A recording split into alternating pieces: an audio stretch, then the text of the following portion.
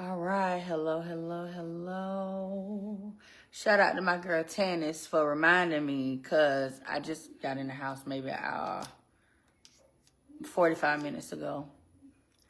And she was like, girl, you ain't do what you was supposed to do today, which I knew I wasn't going to do it on time today. However, better late than never, right? So we're going to get this done. All right, so if you are new to my page and all that good stuff, what we've been doing for the last couple weeks, we have been going through, excuse me, y'all. Got to get my yarn out. I've been yarning, okay? So if I make you yawn, my bad. We've been going through 100 question and answers about HIV. Today, we are on questions 35 to 42.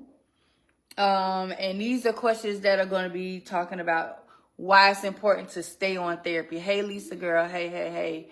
So a lot of people be waiting on my little weekly thing. Yeah, look.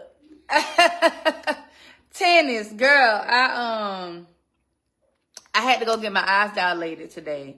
So honestly, I couldn't see until maybe about an hour ago. I couldn't see nothing. Everything was blurry. I was around here like Stevie Wonder, child. Couldn't see nothing. Okay. So we good now. Doctor said my eyes was good. I got good eyes around here. They just check my retina every year because I'm a diabetic. They want to make sure that I'm not having no issues with my pressure in my eyes or my retina and stuff like that. But so today we are going to be talking about why it's important to stay on. Look, Lisa. Why it's important to stay on your antiretroviral medicines as being someone who's HIV positive. Again, this information is not just for people who are HIV positive. This information is for everyone, because everyone who cares is what we call an ally, somebody who is in support of someone who is positive, okay? So having this information as someone who is HIV negative actually is just as valuable as being positive and having this information. Hey, Tammy. Hey, you guys. So, let me bring this down because I want to make sure that my face isn't getting covered by the words. We Facebook cousins. All right, so let me see. Let me get to my page.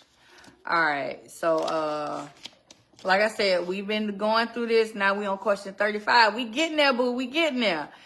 All right, so in this little segment for today, we're going to be answering questions like, how long does the therapy last? And when we say therapy, we're talking about the medications, the antiretroviral medicines. They call it, they use therapy as one of the terms for it. Can it ever be stopped? And how will I know if my therapy, quote unquote, medicines are working? Lisa said, any resources for parents of an adult child living with AIDS? Okay, so is the adult, do they have, okay, so they've been given an AIDS diagnosis, because I want to make sure that we're using the right terminology. So has this adult child been given a AIDS diagnosis? Because if they haven't been given an AIDS diagnosis, then they don't have AIDS. I want to make sure we're using the right words. Because a lot of times people want to say just because they're HIV positive that, oh, they have AIDS.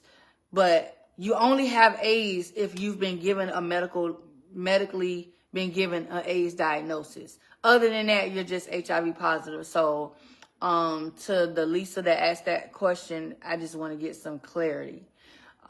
If they actually have been given that diagnosis. You said yes, so yes, they have been given that diagnosis. So what I can say is, the biggest resource that is going to be is, like, honestly, this whole section right here that I'm getting ready to talk about is going to be very beneficial, because it's going to talk about, the medicines and what it does and what happens if you're not taking it, all those different things. So this is actually a good moment for you to really watch and listen. And then the other thing that I would say is for the, like, they just, if the doctor has now gotten them on the right medications, they don't have to stay in that AIDS diagnosed state. They can, their body physically can go back to it just where you say, okay, you're HIV positive. Okay. So it's just all in, do they have resistance to some of the medications? And like you say, so it's going to be, if they have a resistance to any medications, that can complicate the amount of medicines that they can have, you know, that will work for them, and a lot of different other things. All these Lisas on here. We got Lisa. Listen, I look at all these Lisas. We got Lisa O, Lisa setting off. We got Lisa holding bang. All these Lisas. Let me find out. This is the Lisa live today. But let's go through this, Lisa, Bain. Let's go through this here. And then once we go through it, if you have questions or anything that kind of pops up while we going through these questions, because like I said, I think this session is, honestly, is really going to help. So, question 35. We ready? Question 35. If you are taking a recommended regimen and you're not missing doses, your first regimen will last as long as you do. A lifetime, okay? So basically, when you are diagnosed HIV positive, the doctor has done all those testing that we talked about in previous chapters, previous questions. I told you they do the Western, you know, they do the whole Western blot. They do a genotype test. They do all these different tests because they want to check for resistance and all those things. So when they're doing that genotype testing, they're going to find the best medicines for you then. This is during your initial diagnosis. So guess what? As long as you don't mess that medicine up as far as skipping doses, you won't ever build the resistance to it. That medicine pretty much is going to always work for you. Unless something else happens with your body, maybe you build maybe an allergies or something that could possibly affect the medicine, things like that. But typically, most people, when they start on the medicine and that medicine works, it is what they have. Okay? Now, amazingly, once you've achieved viral suppression or that undetectable that we talk about, the virus cannot escape or form resistance. So, as long as you're undetectable, that means the medicine is working. That means that you are not at risk for building up a resistance because your body recognizes, hey, this medicine working. I'm good. You know, your body doesn't have a chance to resist or reject the medicine. All right. Now, there might be changes in your first regimen, even if the viral load remains suppressed. These would be to switch you to a better, safer, or easier to take treatment. Because understandably, sometimes people get put on certain regimens and they do fine with it after a while, but then all of a sudden maybe it makes them nauseous. Or maybe the doctor notices, okay, the medicine is working fine for your diabetes. I mean, it's working fine for your virus, but it's not working fine for your kidneys or your liver. It's affecting something else. There are a lot there. I know there was one medicine that people used to take called Norvir. It was a white gel capsule. And that white gel capsule was one of the medicines that a lot of people took that affected their liver, and their whites of the eyes started turning yellow. So that was one where they said, okay, we got to find another route to go with something that can, other than this medicine, because it's causing a lot of liver damage. So that could be a reason why they switch it out. The good news is that you can always go back to an older regimen if the switch doesn't work for you, as long as you have not built up a resistance to it. Let's see. Somebody keeps typing something and they keep getting flagged. I'm not flagging it. They say maybe Facebook is doing it. I don't know. Somebody is going through it. Say comment removed by a moderator. And I don't have no moderators on here right now. So Facebook's snatching somebody comments. I don't know what they did. Facebook like, you can't come through today. I don't even know what it say. That's crazy. All right. So that's pretty much kind of explains question 35. How long will therapy last? Again, the HIV medicine is what they considering when you hear me say therapy. They're trying to reword things to not, I guess, not really sound as scary, but the reality of it is, it's your medication. It's your HIV medication. Okay. Now, there is a such thing as cross resistance. Okay. Cross resistance means resistance to one drug that results in a resistance to other drugs, usually in the same class. So say, for example, you have two medications. They're two totally different medications. However, each one of them has one medicine. Like say each one of these has 3 medicines. There's 2 pills. Look, I was not trying to do that, but it happened anyway. You got 2 pills, okay? So they both have 3 different medicines in them. But let's say both of these pills, out of those 3 medicines, one of them is the same medicine in each pill. So say you end up taking this pill, but you get resistance to that medicine that's also in this pill, then guess what? You can't take this pill either. So that is what that's talking about, okay? The cross resistance. Now, question 36 says, can therapy ever be stopped? All right. You want to know the truth? It can. But guess what? It's a bad idea. Oh, yeah. You can always decide, you know what? I ain't even going to take my medicine no more. You can do that. It's your prerogative. You definitely can decide at any point, you know what? I'm tired of this medicine. I don't even want to take it. I don't like how it made me feel. I can't stand it. Why I got to do this. Whatever your thoughts are. Yeah, you can. But guess what? It's the worst idea you could ever do. Okay? Because once you start taking the medicine, the medicine is going to work. You're going to need the medicine. You're going to need to take the medicine for it to work, for it to keep you healthy. Many people get tired of the side effects of the medicine. They want to take a break. Oh, I've been doing this every day. I'm tired of taking these pills every day. Maybe I'll just go a couple days and not have to worry about it or think about it. I know, when I went those 2 years with not taking it, the biggest thing for me was, I'm tired of taking these pills. Like that was the point was. I was just tired of taking the pills. I was like, I'm so tired of taking these pills. They don't make me feel good. I can't do nothing. I lose my energy level. Like, that's where my mind was. Okay?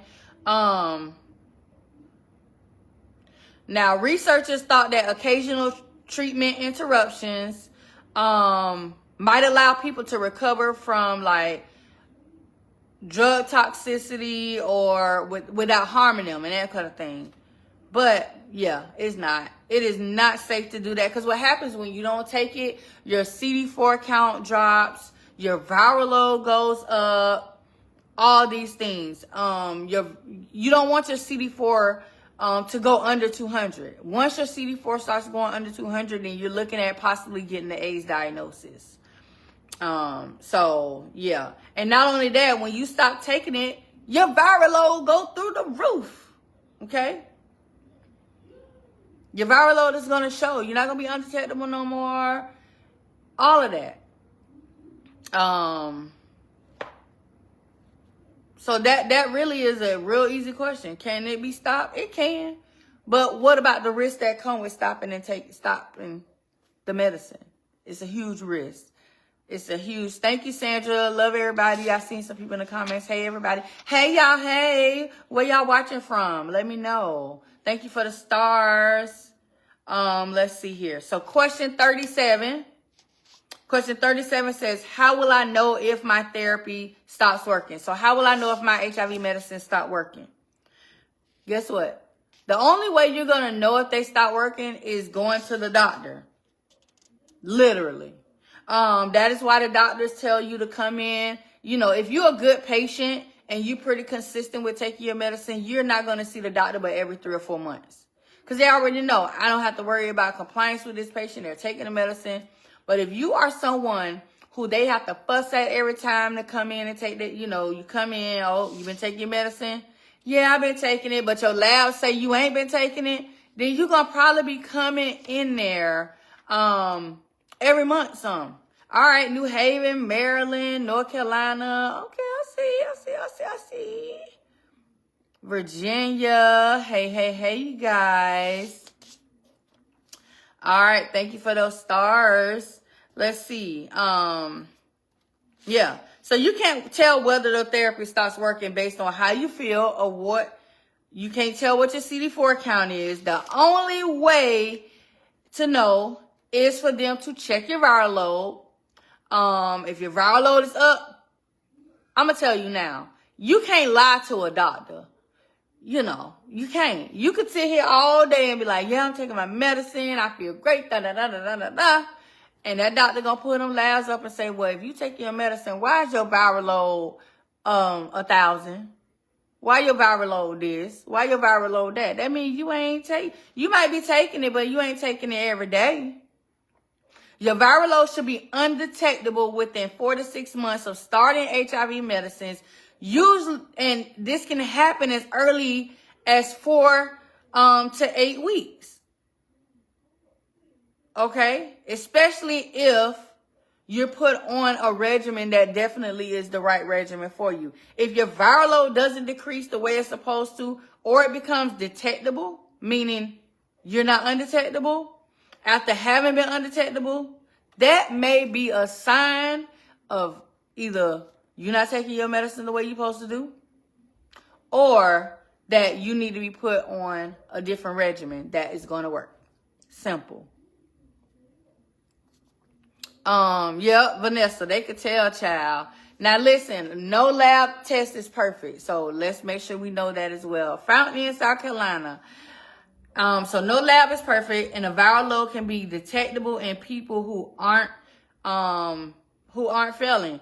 Often just because lab tests aren't 100%. So there's times when, even though, you know, sometimes they say, oh, once it goes undetectable, it's less than 20 copies. Typically the lab test results will say less than 20 or have like the less than sign and 20. Very rarely do doctors actually get the actual number when it's less than 20, but they can. Okay. And then also there are some times where people have blips. I don't know if you know what blips are. So blips are basically just moments throughout your, like say in a month time. It's just moments where things can fluctuate. Kind of think like a little machine, and you got the heartbeats that go like boom, boom, boom. So a blip is basically a quick, fast dip, and then it jumps back down. That can happen at any point. That can happen, say you get a cold or something that affects your immune system a little bit. You can have a blip where your viral load does shoot up, but it doesn't stay. It comes back down. That can happen. All right. So yeah.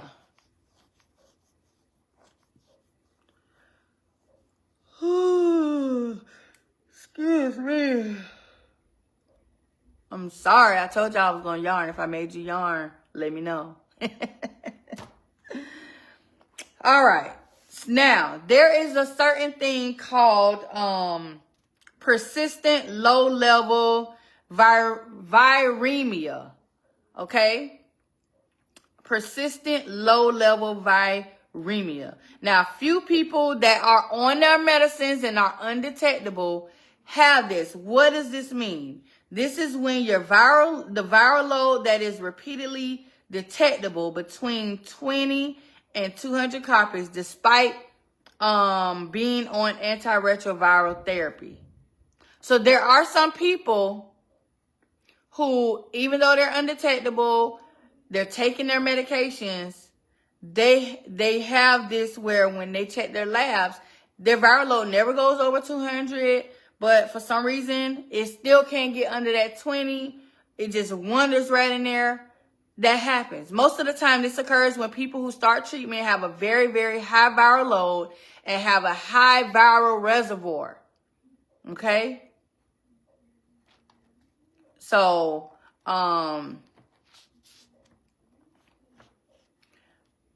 these are things that happen. A lot of this stuff you guys don't know. These are some things that can happen. What if the other person was 15 in a viral load?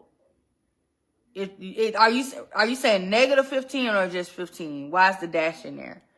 There's no such thing as a negative 15. So I don't know if you're saying just the number 15 or trying to say negative 15. There's no such thing as a negative number in a viral load. So let me know what you mean, Richard. Can the state deny health insurance to those who have HIV? No, anybody should be able to get health insurance. Honestly, like I'm in the state of Florida. So the insurance that I have is actually an insurance for people who are HIV positive. So insurance is available. And say your income level is too high to qualify for, like, say, Medicaid insurance or some of the lower cost insurance. They have other services available that you can get if you qualify for it and your income is too high for the Medicaid, but not high enough where you can still qualify. They have ADAP, the Ryan White service, different things that can assist you with getting your medication and seeing a doctor.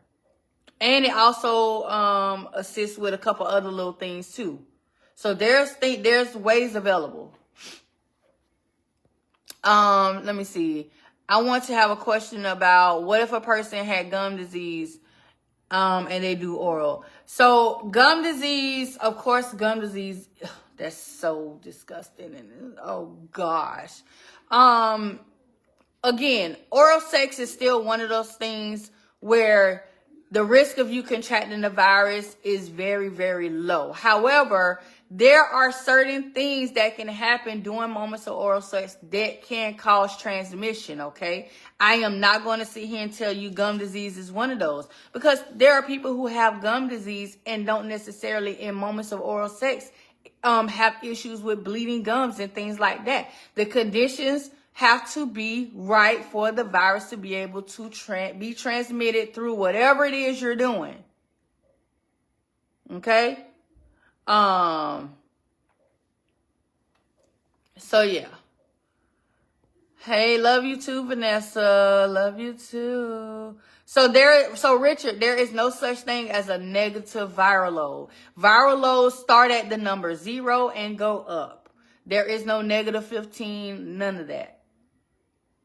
There is no such thing as a negative CD4 count. Everything starts at 0. Period. There is no such thing as a negative anything. No. Nope. Starts at 0. 0 is the baseline, is that bottom number. If your CD4 count gets to 0, that means you have absolutely no cells in your body to help you fight off infection. If your viral load goes to 0, then that's amazing. That means you barely got any HIV cells in your body, boo. Okay? So yeah. All right, let's see. Question 38. We're going on to question 38. It says, what if my virus becomes resistant to the medications? What if my virus becomes resistant to the medications? Resistance can be the result of treatment failure when you're not taking your medicine properly, or it can be the cause of failure when you already have a resistance before you start. Because now, listen, you can already, like, say you're HIV negative now. Your body can already naturally be resistant to certain medications. Think of it like people who might say, like, you might have a medicine allergy. As soon as they're born, they already have a medicine allergy. Like kids with peanut allergies. They find out very young that they have peanut allergies, right? As little kids, as soon as they want to try some peanut butter and all that, that's when you find out they got an allergy. Unless you have them allergy tested through blood. Okay? Same thing with these medications. You can have resistance to medicines before you've ever had to take them in your life. So yeah. So that's something that can happen. The best way to deal with resistance is not to let it happen.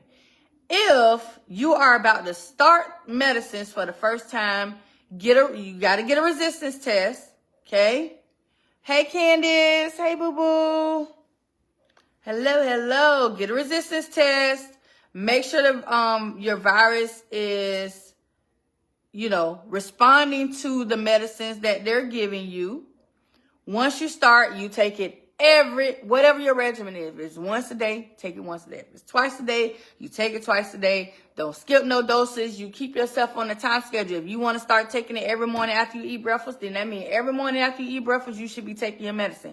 If you like me and you like to take it before bed because you just want to take it before bed, then guess what? Before bed, every night you take it. If you like me and you might stay woke till midnight, guess what? Have a set time at night. My set time is typically about 8 p.m. Usually about 8 p.m., 9 p.m., I'm working around taking my medicine so that even if I lay down and go to bed and I don't necessarily fall asleep, I know I've already done it. Okay? Things like that. We now have a lot of drugs in different classes and with different resistance profiles. So that's why that whole cross resistance thing can be a thing. It can be something that can happen. There's still plenty of options available. Okay. Don't feel like, oh, I got this resistance to this medicine now. Oh, what am I going to do? There's still so many other options now. Understandably, if you get put on a 1-pill regimen or a 2-pill regimen and you become resistant to that 1 and 2 pill regimen, more than likely, you're going to gonna have to start going up and having regimens that are going to consist of more than just those 1 or 2 pills. Okay? That's the reality of it. That's why it's so important, because what they're doing now, you got Big Tarby, you got a lot of these 1 pill a day medicines that people are getting, and they ain't even taking them like it's one pill. How you can't take 1 pill a day? I know how. I done told y'all earlier how, but I'm just saying, realistically, 1 pill a day should not be something hard to do. But yet, people find themselves not taking 1 pill. They not doing it. And they missing dosages, and then they become resistant to the medicine. So if you find out that you're resistant to the medicine, you need to just when the doctor tells you that, okay, what are my options? What do I need to do? That's what you got to do. Question 39.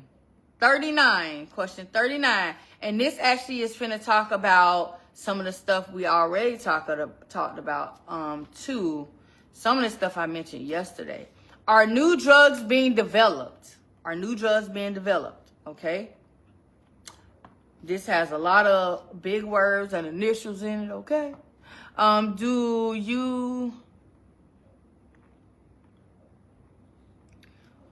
Wait, Taylor, what did you say? Do you know anything about your typo? Do y'all be talking to the phone and be like, listen, I need you to type this? So I think Taylor is asking me, do I know anything about medicines that you take when you're pregnant? Now, there are some medicines that they have that are strictly like, they'll say, all right, yeah, this is the medicine. If they pregnant, they need to be taking this one. But then some of those same medicine can also be used for every day. So it just depends on the person. Honestly, no 2 pregnant women are going to be taking the same medicine. They're not going to always be taking the same medicine. Some medicines might work better for some than others. I know at one point when I was pregnant, I was taking Trizavir. I think when I was pregnant with the twins, I was taking Trizavir. When I was pregnant with my last kid, I was taking something totally different. So it just depends on, at that time, what they find that's good for you to take. All right, so the first medicine that they ever approved for HIV was the AZT medicine. Okay, that was back in like what, 87, 88, late 80s. Since then, there has been so many medications. Okay,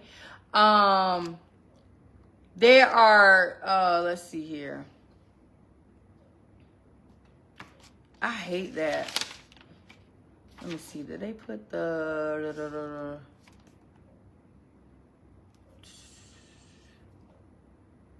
Let me hold on. Let me get the abbreviation. Let me get the expansion of what these abbreviations are, because they didn't even put it. They probably got it in the other chapter, and I'm not finna go back in another chapter and get it. So I want to make sure y'all know what these initials mean. Let me see. All right.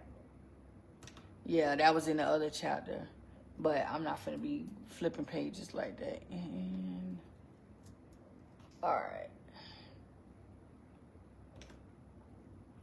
all right, so I'm only going to say what these initials are once, and then as I go through, I'm just say the initials because these some long words, okay?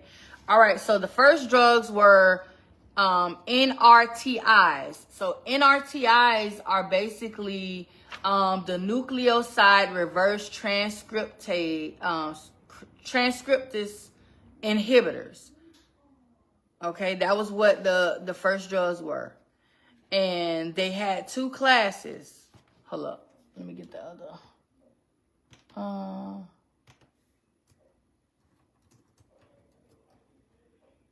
right. So you had two classes. You had the PIs, which are the protease inhibitors.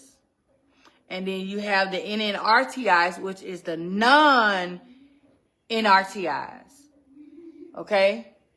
Those were what was introduced after the AZT. So AZT was the one, like if y'all watch the movie Philadelphia, and I always go back to this because I feel like the movie Philadelphia was a really good depiction of a lot of the stuff that happened during the late 80s, early 90s, when the virus was coming out and how people were noticing certain things on people. And, you know, it shows the whole hospital scene and doctor scenes in that movie. If you've never seen the movie Philadelphia with Tom Hanks, Denzel, and a couple other amazing actors in it, go watch it, okay? And then they evolved to more medicines. Now, through all of this evolutionizing medicines and all this stuff, we got to where we're at now. We now have the Cabenuva injection. We got the Cabenuva injection. Let me see.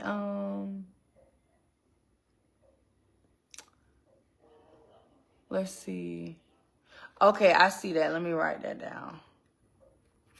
Send me a message, Deidre, so I don't forget. Please send me a message so I don't forget. But I'm making a note because I just seen a text. But I don't even know what the text said, but I just know when I get a text from Lisa, that means it must be something I need to see.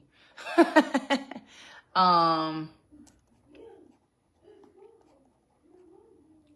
I can't look at my texts while I'm live. Okay, my text messages. Thank you guys for those stars too. All right.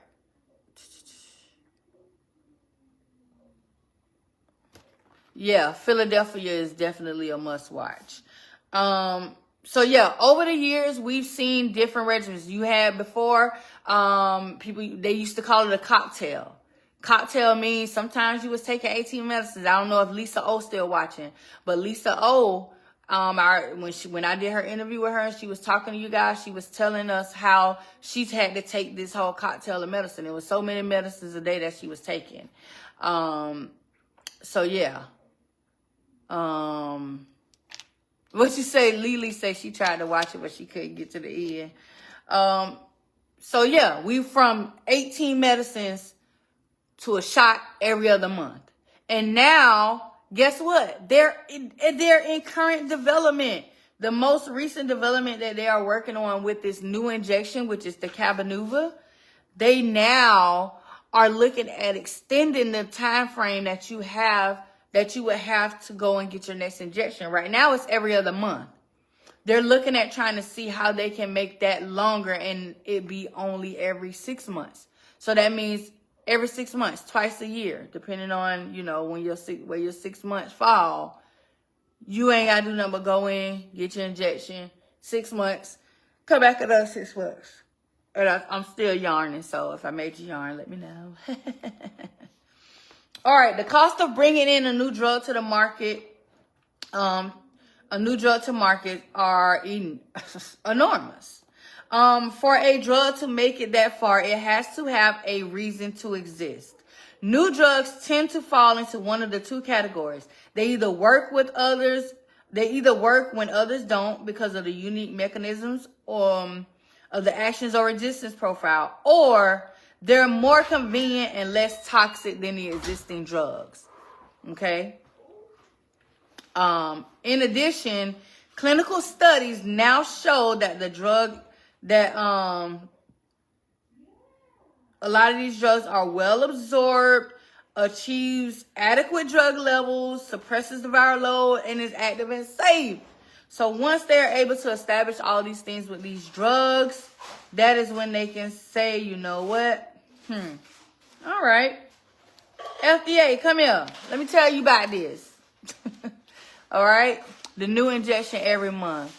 Well, I was doing the injection. I started out with the Cabenuva injection every month. And what happens is, if they start you on Cabenuva every month and your doctor notices, okay, every month we checking labs, they're consistently undetectable. You're not having no dips, no blips, no nothing. They'll switch you to every other month. So like I just went this month and got my injection. I'll have my labs done before I go back in March. If anything in my labs look any kind of way from the time I just got my injection in January to March, say I have a dip, my viral load goes up a little bit, things like that, then they may consider the back to every month because that's what my body would need. Some people are doing fine with the every other month. And then also, it has to do with the dosaging too. Maybe the dosaging needs to be more, different things like that. So that's why you got to go to the doctor and get checked. Yeah. Oh, no, child. I ain't married. No. I've been married. Let's see. Question 40. And I think we only have we only got 40, 41, and 42 left. And then we done for today. Then we won't have to do our next questions till next week. All right. So question 40 says, what if I decide not to take medications? Well, you know what? We already talked about what's going to happen.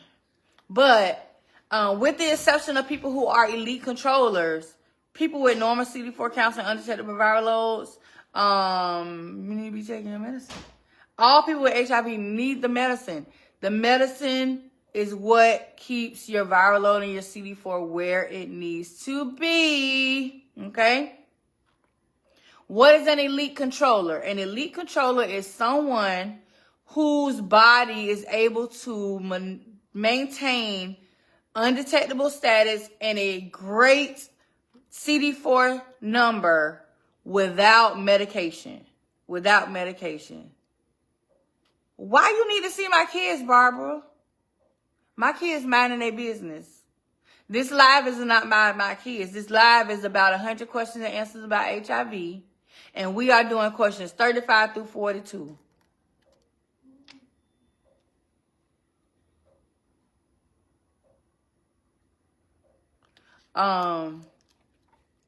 So yeah.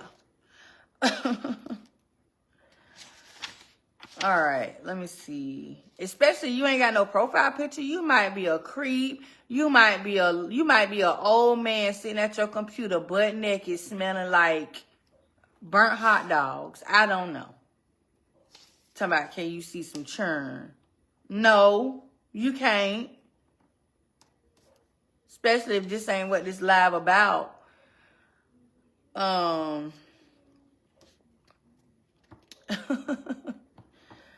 Who child? All right. So, but other than that, I've pretty much already answered the question of what'll happen if you don't take your medicines. Number 41 says, should I take complementary or alternative therapies? All right, listen. That's a good question. That's a very good question because let me tell y'all, on my page, I have a filter set on my page where if you type the word cure, herbs, Dr. Sebi, certain little words on my page, if you type them, they go hidden. I have a strong profanity filter on my page. That's why sometimes when y'all be typing stuff with cuss words, y'all be like, dang, where my comment went? That filter snatched it clean up out of here. But a lot of times I go back and unhide comments. But I do that because I know there are people who are going to want to try different herbs and they're going to want to do all this holistic type of things. Not saying that there's anything wrong with holistic medicines and certain things. Not saying nothing's wrong with that. Look, who tried to type a cuss word and it got snatched away? I just seen something disappear so quick. I was like, wait a minute. Not y'all trying to test out my filter. Yeah, go on and test it out. Type a little cuss word, go in and see where it go. It's gonna go clean off this screen. But no, yeah, I mean, I know people are gonna want to do these different holistic things, and I'm not against that in the sense of, it being truly beneficial. Okay? Simple. I have a tea that I drink that I feel like helps flush out my kidneys and things, We already know it's certain teas and herbs you can drink. You got the sleeping time tea that's gonna knock you out. You got all kind of different things. You know what I'm saying? Look, Christine, that ain't gonna work. WTF don't work. See, y'all play too much. Y'all scared. Look, they scared to put a cuss word. They like, yeah, we ain't going in no Facebook jail. Not y'all scared.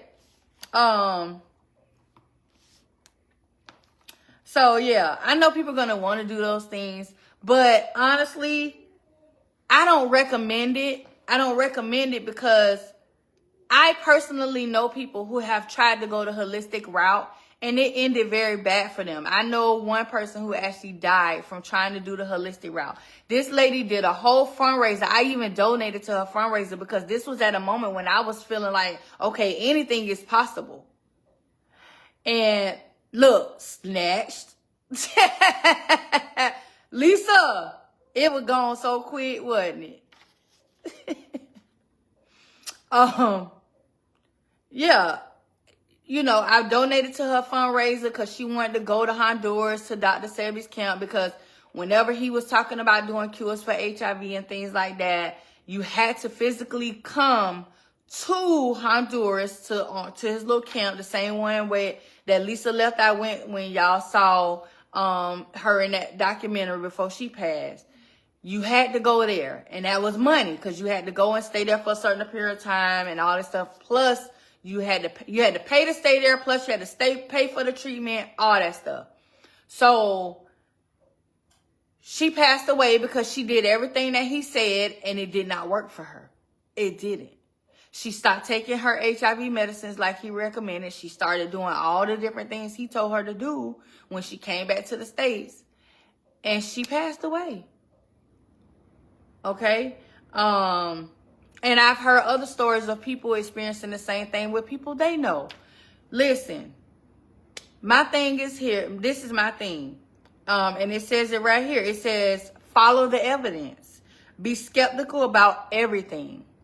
Whether you're thinking of taking a prescription drug or an herb or a vitamin supplement, first ask, what's the evidence that will help me and not hurt me?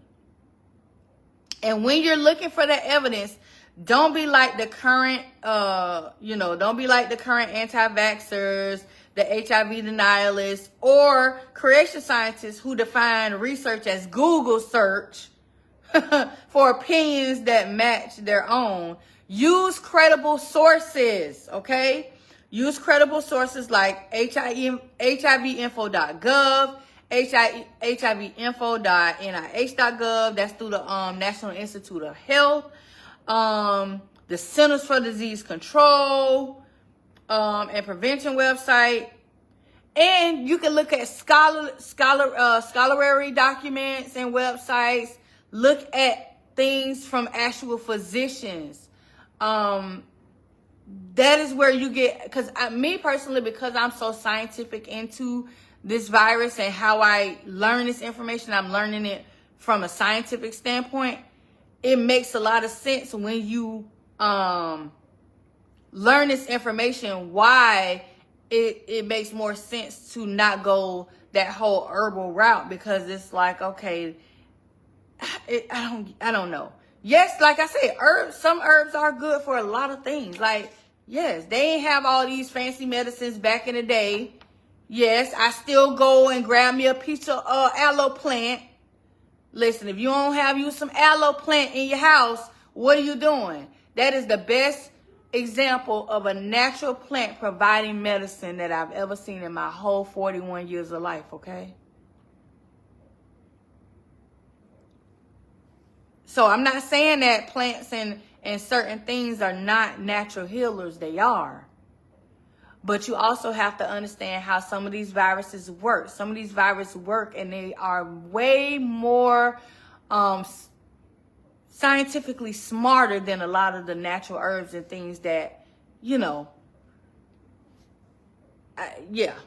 they are. Because you got to remember, the natural herbs, they are what they are. For the most part, natural herbs don't change. Okay? An aloe plant is just what it's going to be. It's going to be an aloe plant, okay? But you got this virus that can change once it recognizes that you're trying to present something to it that it's become used to. All right? So, we good. Okay. Question 42, and then we done, says, what is immune-based therapy? All right, immune-based therapy, that is treatment for HIV designed to affect the immune system and its response to the virus, as opposed to standard antiretroviral therapy, which suppresses the virus itself. Okay, let me read that again. Immune-based therapy is a treatment designed to, I'll read the other part. It's designed to restore the immune system or improve its ability to fight HIV. It's pretty much clear that the virus is there. Right now, there is no cure for this virus. You have to keep your viral load low. You have to take your medicine. And you have to keep your CD4 count high. And like I told you guys the other day, what happens is the virus inserts its DNA into your DNA. The HIV virus has its DNA. It takes its DNA and puts it into your DNA, where it's going to pretty much stay. Okay. And here's something I mentioned the other day, and this is, I'm so glad that I'm seeing this. Listen, I'm using a book to guide me along. However, as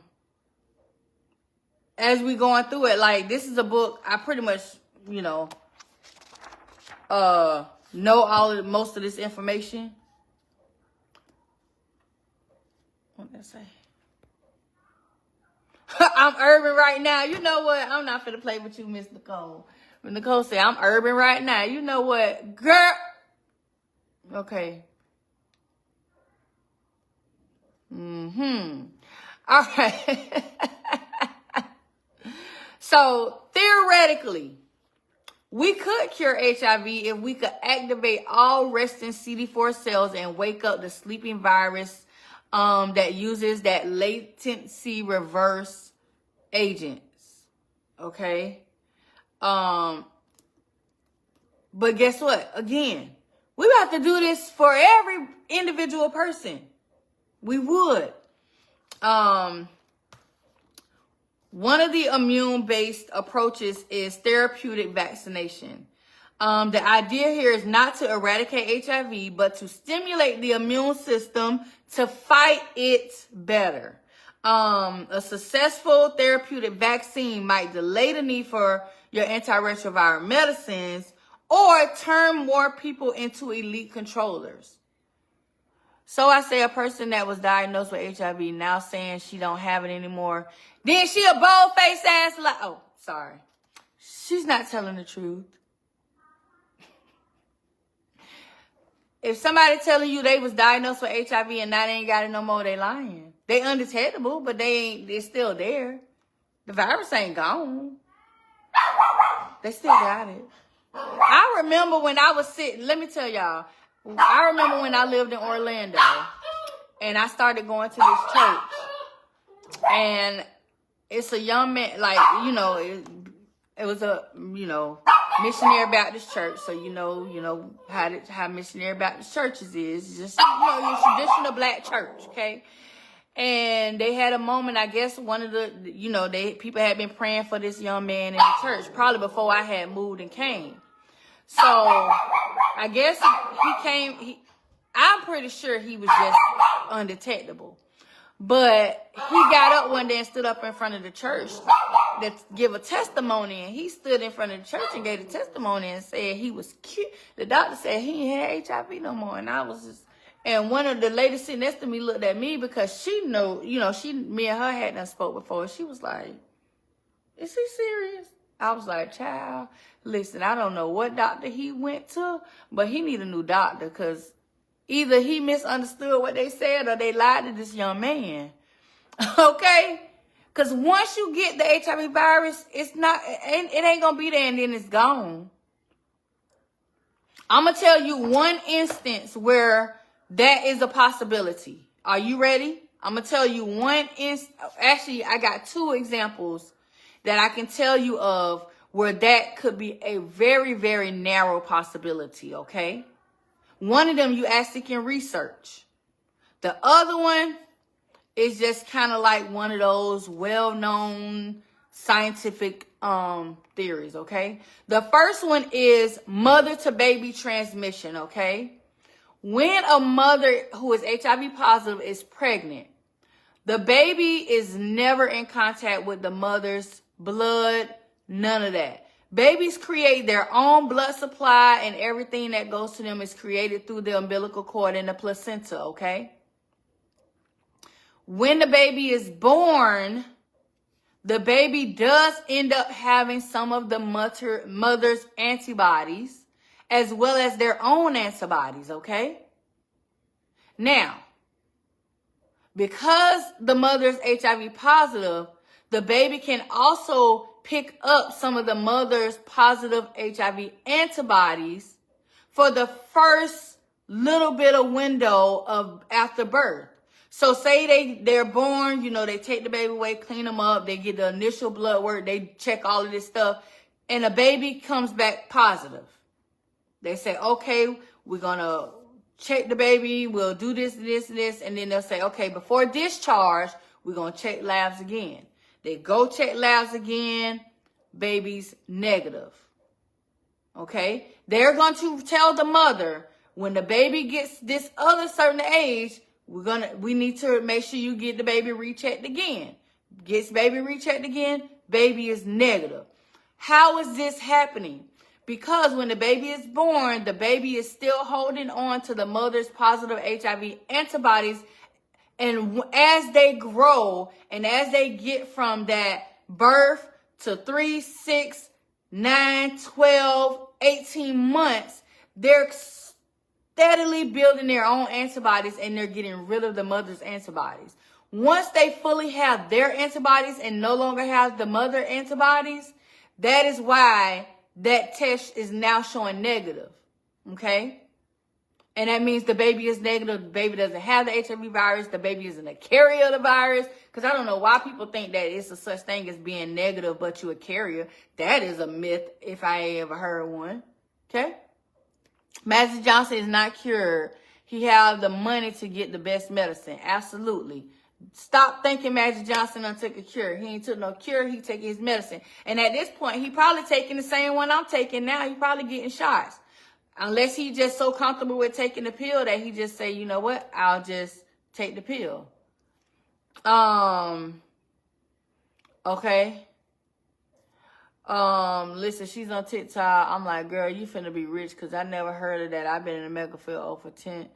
Child, she lying. She definitely lying. If somebody saying they ain't got it no more. Now here's the other way that somebody could potentially get have a positive test result and then have a and then it be negative.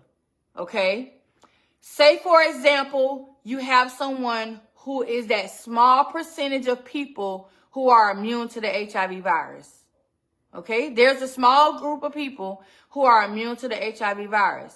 They can't get it because they have a Delta 32 mutation.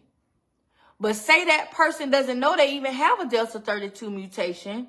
They go and have sex with someone who has now put them at risk of contracting the HIV virus. Okay?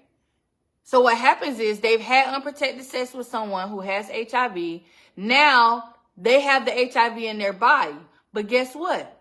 Because they have that Delta 32 mutation, the virus cannot find a host to grab onto. It can't invade any of their T cells. But because they also know that they went and had unprotected sex, they say, you know what? I need to go and get tested. They go and they get tested. The test comes back and say that it's positive. The doctor said, okay, well, we're going to repeat it. We're going to do X, Y, and Z so we can see what's going on. And the test is showing positive, okay? The doctor more than likely is going to have them retest in a certain time frame. Sometimes they may tell them, okay, when was the last time you had sex? Okay, you had sex 8 or 10 weeks ago. Let's come back in 2 weeks so we know for sure that if you come back in 2 weeks, we're getting an accurate result. Say they come back in 2 weeks. Now it's 3 months after they had unprotected sex. Okay? And they go and get tested and it says negative. What does that mean? That means that they were more than pretty sure and likely to have come in contact with someone who was HIV positive. But because they were someone who had the Delta 32 mutation, the virus that did enter their body could not stay and live or find a host, so it died. And that is why now their tests are saying that they're HIV negative. Those are really the only 2 ways that I can see somebody ever saying, oh yeah, I was HIV positive, but now I'm negative. Especially if it's somebody who's saying they've been HIV positive for X amount of time frame. And now they negative. No. You just want to go out here and have some wild butt naked sex and you just want any man or woman, whether whoever you are, to accept you without you having to actually tell them you HIV positive. That's what it is. That's what people do. When people don't want to disclose their status, they will fix the narrative to fit what they want it to be. Why do you think people who know they ain't taking their medicine are out here telling people that they are undetectable? You know damn well you ain't undetectable. You know that you are not taking your medicine. But because you want this person to trust you enough to have sex with you because you can't, you want to have sex, you telling them you undetectable. And you trying to make them feel like they safe because you using undetectable. You trying to sound like you educated on the virus. You really ain't. It's a whole lot of stuff. This is what people do. That's why I said, if you ever encounter somebody who you really want to date and be in a relationship with and they tell you they're HIV positive, that's why I'm here. That's why I'm trying to tell y'all. Listen, I know that people going to say, oh yeah, I ain't never dating somebody that's got HIV. And that's fine and cool. But listen, people who are HIV positive can date, have normal sex lives and all this stuff. What you have to do is make sure as the negative person that you're educated enough so that they can't come to you and tell you something that might not be true. Simple. You need to know the information for yourself. Learn it for yourself so that you know you got the right information. Not relying on them to give you the right information because they probably are not giving you the right information. That's how you got to do it, okay? Any questions before I get off of here? Because we got game night tonight at my neighbor's house. It's already after 6 o'clock, and they probably wondering where I'm at. We about to turn up tonight. I'm about to go have some fun. So y'all let me know if y'all got any questions. I'll give y'all until about 6:15. It's 6:08. Well, it's 6:09 now. I'll give you guys a few minutes to ask any last minute questions. I don't know if Lisa B is still watching. If you are, let me know if I was able to address some things for you. If not, let me know any specific questions you want to ask me. I'm going to come back. Let me see. Let me make sure. Let me check my calendar next Friday.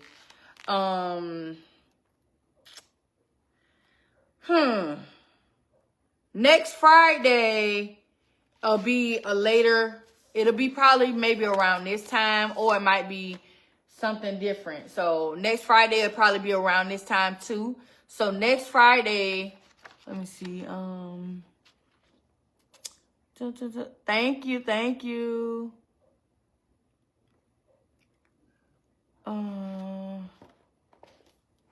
No, not you, Lisa. The other Lisa that was asking me about some questions about medicine and stuff. And so next Friday, we are going to talk about side effects and toxicity. Okay, so that's going to be questions 43 to 52 that we're going to talk about on next Friday. And then we'll be halfway there. Woo! We'll be halfway through our 100 questions. Yes. So that means we should wrap these 100 questions up before the end of February. Because like I said, we're doing it every Friday. So next week we're going to be doing questions 43 to 47. Yeah. And so we should be done. We should be wrapping up by the end of February. And then what I'm also going to do for February, I got to get it organized and scheduled. I'm doing so much stuff. I got work, school, homeschooling the kid, doctor's appointments, this. Child. I said, Lord, I do not want to have no downtime in 2025. And I ain't had no downtime yet. But what we're going to also do in the month of February is I am going to be doing some Black History stuff for, I'm going to do some Black History stuff in regards to HIV and AIDS. We're going to talk about some people that have done a lot of stuff for the HIV and AIDS community, for Black, we're going to talk about it in Black History Month. Also, February 7th is an awareness day. That is National Black HIV and AIDS Awareness Day. That's February 7th. I need to go update my cover picture. I'll do that when I get off of here. So February 7th, that's going to be an awareness day. Let me see what day of the week that is. Let's see. That looks like that's a Friday. Oh, that's good. So that's a Friday. So that'll be during the time that we're doing our questions, our 100 questions. We'll also we'll do our National Black HIV and AIDS Awareness Talk then as well. Hello. I might just skip that day and just do the awareness thing. I don't know. We'll figure it out. But yes. So hopefully I'll get to see you guys then. Make sure you guys share this video out if you haven't. If you sent stars, thank you very much. If you guys want to get any one of my books, the links are pinned there on my pinned post to this video that Lisa keeps sharing. Your birthday is on the 18th. Well, happy early birthday. Happy early birthday. Because look, I rely on Facebook to make sure it tell me when people's birthday is. So if you ain't my kids or my parents or my siblings, I don't necessarily know your birthday. So Facebook tells me when to tell you happy birthday. Okay? And if you did order a book from me like yesterday, I went to the post office this afternoon when I came back from my appointment. It was packed. So I'm going to run to the post office in the morning. I have 3 shipments to take. Can I say hello? No. What? I'm going to go outside. We getting ready to go to game night. Oh, I forgot. Close the curtain behind me. Close that curtain. I'll close this one. Well, then you better hurry up. Well, then do whatever you're going to do. We probably ain't ready yet anyway. I'll let you know. But, so if you order books, I'll ship them out in the morning. So if you want to get in and get your book before I go to the post office in the morning or tomorrow, the post office closed at 1. So I'm going to go anytime before 1 Eastern time tomorrow. I'm going to be going to the post office. So if you want a book, get it in now. Because, you know, the post office closed on Sunday, and I won't be back to the post office again till Monday. I got to get me a P.O. box, too. I ain't got a P.O. box. A new P.O. box, so I'll do that soon. But, yep. Other than that, finna go have game night. All right, you guys. Love you. Have a good night. See you later. Bye. And thank you, Lisa, as always.